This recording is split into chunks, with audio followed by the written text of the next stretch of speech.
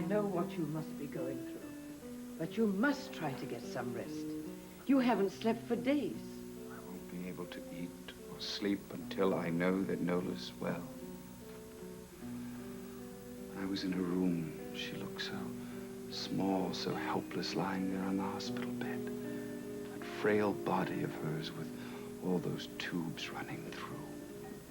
I realized that I am responsible for everything that happened to her. But that's all over now. And thank goodness you were able to persuade Anthony to let Crocker and Jamie Loomis go. Otherwise, we would have had the authorities here asking all manner of questions. I know I should be grateful for that. But there's a part of me that wants those two animals hunted down and punished for what they did. When I was in Nola's room, she started to cry out in her delirium for Silas not to touch her. I just can't help wondering what he did to her. I keep thinking about her being all alone and so helpless with that monster. I think you should know that during your absence, Lieutenant Wyatt was here. He asked questions concerning the crowbar and Anthony's abandoned car.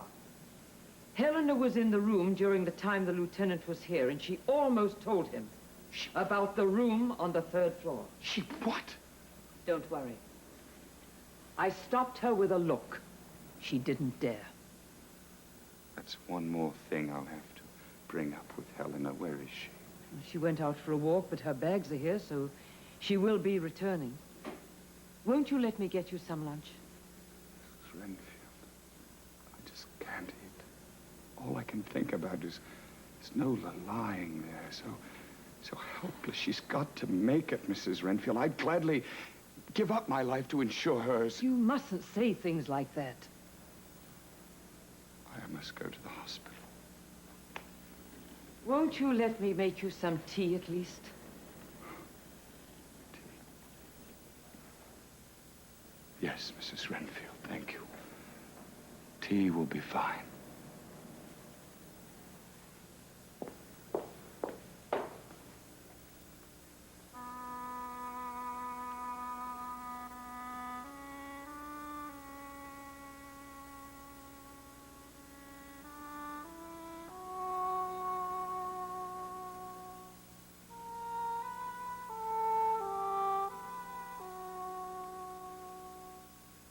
For Nola on our first Christmas. You've spoken so often of the film, I only hope you enjoy the book as much. Happy holidays, Quint and McCord.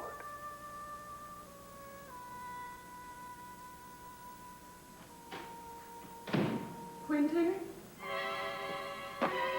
Quentin?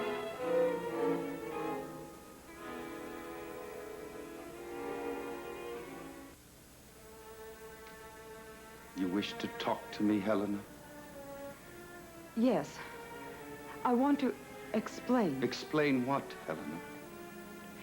I want to explain why I did what I did the other night.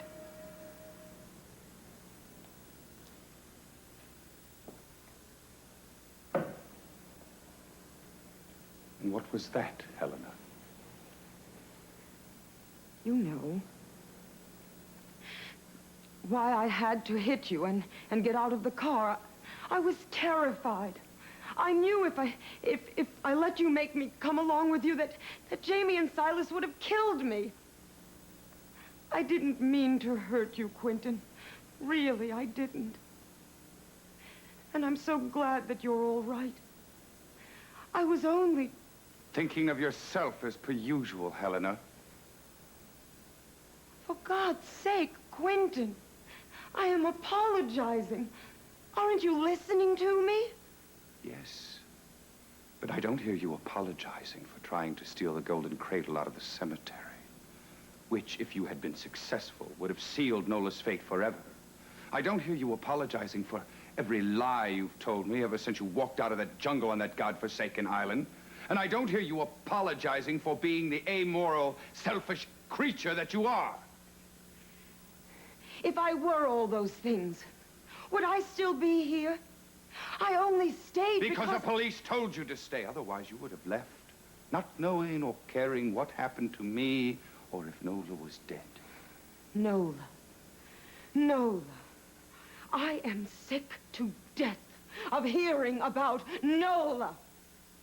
Perhaps you were fool enough to risk your life to save her. But I was not about to let you risk mine. I don't even want you to mention her name. You're not fit to be in the same room with her. Really? Nola Reardon. Oh, you must be joking. She's nothing but a... I don't want to hear it. Do you understand? She may not have been brought up with all your advantages, but that's to her credit. I am not blind to her vices, but I know her virtues, and they are legion. Her indomitable spirit, her zest for living, her deep sense of loyalty, and that undying love she has for that little child, Kelly Louise. She is going through the roughest fight of her life right now, but she will make it because she's a fighter, and because in the past she hasn't thought of her own life or her own safety. Are you listening to me? Are you? And while Nola was held captive by that animal who was your lover, I know she was going through great strife. And I'll tell you this, Helena, if that animal touched her even once, I will go to the ends of the earth, and neither you or he will be safe from me.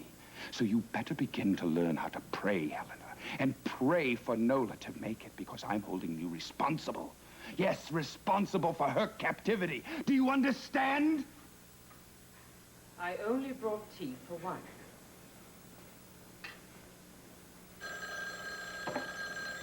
I'll be in my room. Mr. McCord's residence. Mr. McCord, it's Maureen Reardon.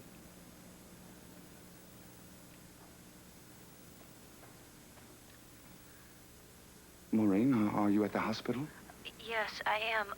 I haven't told my family yet, but... You haven't told your family what? Nola is worse, Mr. McCord. Her temperature is back up to 103. Oh, my God, I'll be right there. Thank you for calling. It's Nola. If anyone wishes to reach me, I'll be at the hospital. It's time you began praying, Helena. Excuse me, Miss Bauer. Miss Reardon just called me and told me that... Yes, I know. All I can tell you is that Nola was conscious for a short time and she complained of abdominal pain. So Kelly and Dr. McIntyre ordered a new series of blood tests, and as soon as we get the results, we'll be able to figure out the cause of her discomfort. But she also said that Nola's fever was up. Oh, yes, it is for the moment, but we're doing everything we can to bring it back down again. I'm sure you are. Thank you. Miss Bauer, excuse me, but is it all right if I wait here in the lounge? Yes, of course it is. And please, don't worry about Nola. She's going to be just fine. She's getting the best care possible. Thank you. Sarah, thank you very much. I'll call and make it up with Larry.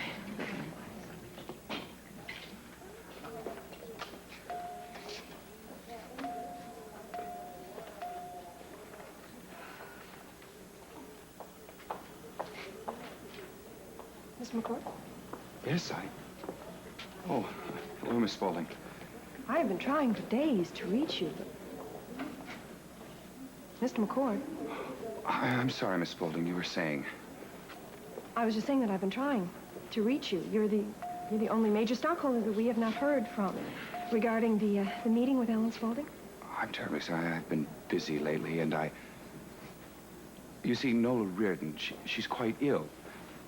Yes, I was sorry to hear that. I hope she's well soon. Thank you. I was going to ask you something, but... I'm having a dinner party tonight, and I know this is very late notice. I just wondered if you'd be able to attend. Oh, I'm sorry, but under the circumstances, I just can't. I Yes. hope you understand. Of course I do. I'm sure Alan will, too. I know that he'll be disappointed, but... You see, it was his idea to invite you in the first place. He wanted to get to know you a little bit better.